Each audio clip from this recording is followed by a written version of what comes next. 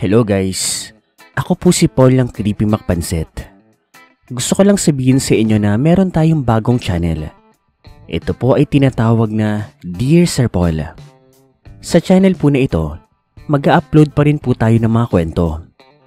Siyempre, hindi po mawawala ang mga katatakutan. Nandyan din ang mga katatawanan, drama, at kahit kwentong pag-ibig pa. Kaya naman kung meron kang kwentong gustong ibahagi sa madla, ipadala mo na yan. Nandiyan ang email natin, jacobringwell@gmail.com, o di naman kaya isend mo sa Facebook page natin, ang Creepy Macpanset Stories. Ano pang hinihintay mo? Hihintayin namin ang kwento mo sa Dear Sir Paul. Sa pagkakataon na ito, ako muna ang magbabahagi ng kwento. Personal ko itong karanasan. Tama kayo. Personal ko itong karanasan. Magpapakilala muna ako sa inyo guys. Ako si Paul. Tunay ko itong karanasan. Taong 2015 pa. Fresh graduate at wala pang mali sa tunay na galawan ng mundo. At dahil kakagraduate ko lang noon, syempre, nandun yung pressure na makahanap ng trabaho. So ako naman, syempre, apply. Maraming tumawag, maraming interview. Ang sakit palang ma-turn down ng mga employer. Pero para sa akin, ako yung sinayang nila, no? At ayun na nga, makalipas ang ilang mga interview, natupad na rin yung pinaka-inaasam ko. Natanggap ako sa ina-applyan ko. Sobrang saya ko nun. Ganoon pala yung feeling na meron ka ng trabaho. Actually, wala pa nga eh. Hindi pa nga ako nakakapag-start nun. Pero anyways, basta, masaya pa rin ako. Siyempre, lahat naman ng work may requirements, diba? SSS, Pag-ibig, PhilHealth, NBI. Basta yung mga ganun. Comment down below nga kung relate ka dyan. Pero, Boy Scout ata to. Naka-ready na yan bago pa ako mag-apply, no? Ako pa ba? Baka Polski yan. Pero ang hindi ko alam, meron pa palang requirements na kailangan yung company ina-applyan ko. Actually, halos lahat pala ng company, kailangan yun. Medical. Fast forward tayo. Araw ng medical ko. Kagaya po ng sabi nila, nagdala ako ng dumi. Tama, dumi. Etchas. Ebak. Ang dami nga nang nadala ko eh. Alam niyo po yung lalagyanan ng gravy ng Jollibee? Yung malaki, tapos transparent. Ganoon po yung lalagyanan ko. Punong-puno. Mali ko ba nun? Sinala ko lang kasi yun mula sa pet ko. Hindi ko naman kasi akalain na bubulwak yun. I-ax. So yun na nga. Tuloy tayo doon sa may clinic. Maganda at elegante ang clinic. Ang gaganda ng mga nurse. Ang babait pa. Sarap sa mata. Dumiretso naman ako sa pinakamaganda syempre. Nagtanong-tanong ako sa kanya. Ma'am, for medical po ako. Saan po ba ako? Ano pong gagawin ko? Pinasunod naman niya ako sa kanya. Tapos inabutan niya ako ng mga papel. Fill-upan ko daw. Matapos ko namang ma-fill-upan yung mga kailangan ko, agad ko itong pinasa sa nurse. Tapos chinek niya naman ito. Okay naman daw lahat. Actually, nakalista na nga daw yung pangalan ko. Gawa nang natimbrehan na daw sila ng company in-applyan ko. Ayos, mukhang mapapaaga ako ng uwi. Mukhang priority pa ako ah. Yun ang sabi ko nun sa sarili ko. Pinapila na po ako sa drug test. Pucha, nakakailang umihi. Nakatitig pa naman yung nurse sa akin. Matapos ko namang iabot yung mainit na boteng punong-puno ng ihi ko, pinapila niya ulit ako sa mahabang pila. Ang tagal ko pong nakapila doon. Siguro mga 1.5 oras din. Buti na nga lang, may mga anime noon sa umaga na pinapalabas sa mga TV. Nakakamiss tuloy. At yun na nga, tinawag na rin po yung number ko. Agad akong tumayo noon at nagtungo sa pintuan na tinuro sa akin. Pagbukas ko naman po ng pinto, may sumalubong po sa aking isang lalaki.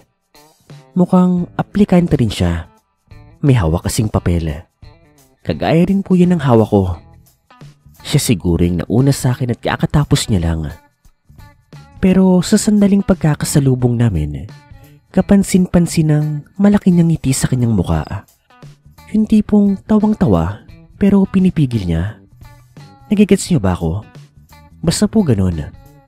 Ang sabi ko naman sa sarili ko noon, ano ka kung trip nito? Baliw ba siya? Dinedma ko na lang yun at pumasok na ako sa loob ng kwarto. Pagpasok ko naman doon sa loob ng kwarto, may naamoy ako mabaho. Hindi ko naman malaman kung saan ba yun nagmula. Pero binaliwala ko na lang. Nag-alcohol na lang ako. Tinignan ko na lang si Doc. Ikaw na ba yung next? O siya, umupo ka na dito. Nakita ko si Doc. Pucha, ang laking tao. Matabang malaki. As in heavyweight. Nakasuot siya ng puting kasuotan na pang doktor. Kaya nasabi kong doktor talaga siya. Pero may napansin akong kakaiba. Kulay pink ang lahat ng gamit niya. Ballpen, notebooks, stapler. Basta, yung mga gamit na makikita mo doon sa may desk niya, karamihan, kulay pink. Patay tayo dyan. Ang laking tao pero mukhang tagilid si Doc. Opo Doc. Good morning po. Ako na nga po yung next. Konting usap-usap, biroan, at yun, kumpirmado. Becky nga ito. Pero kahit naman ganun, mukhang mabait naman si Doc. Ang kwela nga eh. Pinakinggan niyo po yung tibok ng puso ko gamit yung stethoscope niya. Sa dibdib, sa likod, pinaubo ako. Nag-blood pressure tapos konting interview sa mga medical backgrounds ko. Wow, mukha naman ka akong smooth yung medical ko. Walang magiging problema, bukod lang sa paghihintay ng matagal. Pangiti-ngiti pa ako noon. Yun yung mga naiisip ko. Pero, hindi pa pala tapos. Pinatayo ako ni Doc sa may sulok. Nagtataka man, pero sinunod ko naman po siya. Tumayo ka dyan, sa may sulok. Tumalikod ka rin. Tangina, ano to? Nag-iba bigla ang pakiramdam ko ng mga sandaling yon. Pinagpawisan talaga ako ng malamig. Tapos, sobra akong kinabahan. Paul? Pakibaba naman yung pants mo. Ano po, Doc? Yung pants mo, ibaba mo na. Nanigas yung pangako. Hindi na ako nakapagtanong kung bakit at kung para saan yung paghubo ng pantalon ko.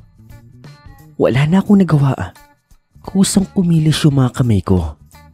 Tinanggal ko yung sinturon ko, yung butones, hanggang sa zipper. Shit, kasama ba to sa requirements? Putik, para lang sa medical gagawin ko to. Virgin pa ako sa bakla. Gustong gusto ko nang umalis nun, pero huli na. Nakababa na ang pantalon ko.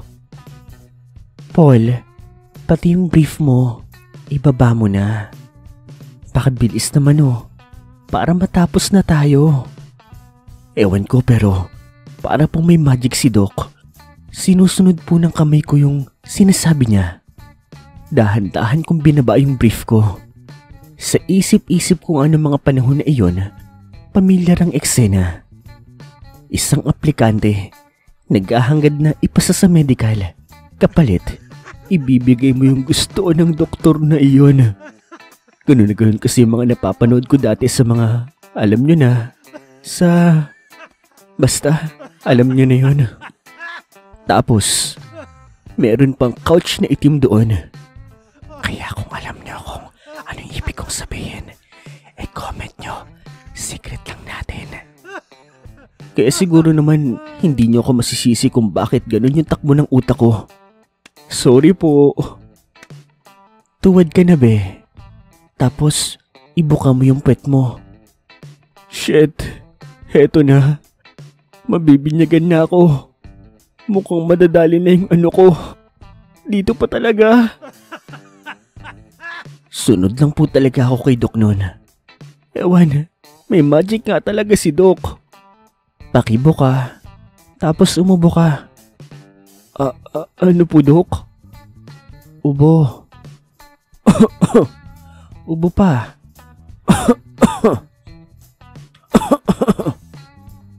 Okay, fit to work ka, Paul. Congrats. Galingin mo sa work mo. This is your first job, di ba? Good luck. Okay na. Suot mo na yan. Hayop. Doon ko na-realize na wala naman palang masamang balak sa akin si Doc.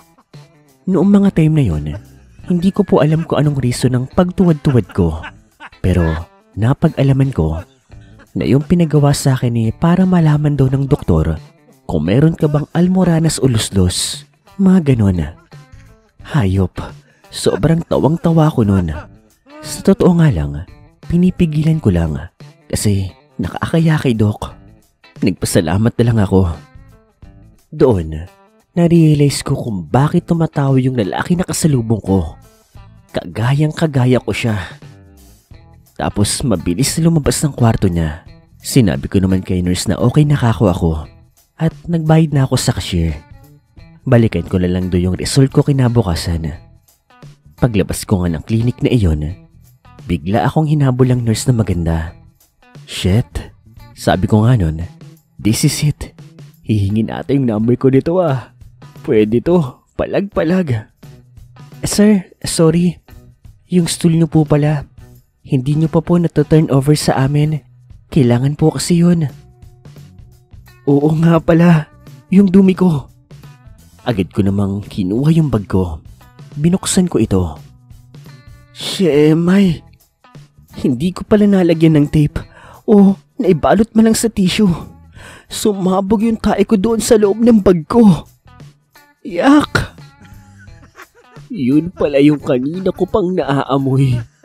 Akala ko may nakatapak na ng echas.